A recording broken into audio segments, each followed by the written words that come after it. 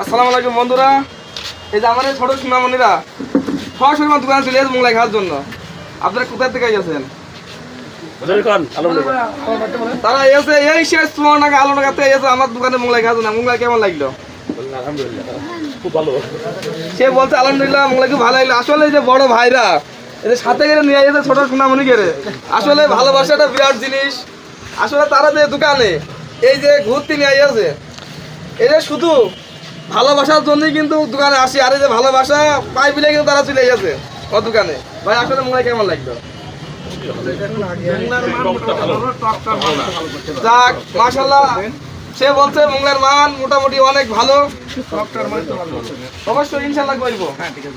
অবশ্যই যারা ভালো মোগলাই খেতে চান আমার দোকানে আসবেন। আমার দোকানটা আছে ঝিঙেদা জেলা ভন্ডারু থানা জুরাদা বাজার স্ট্যান্ডে বাস আমার দোকান।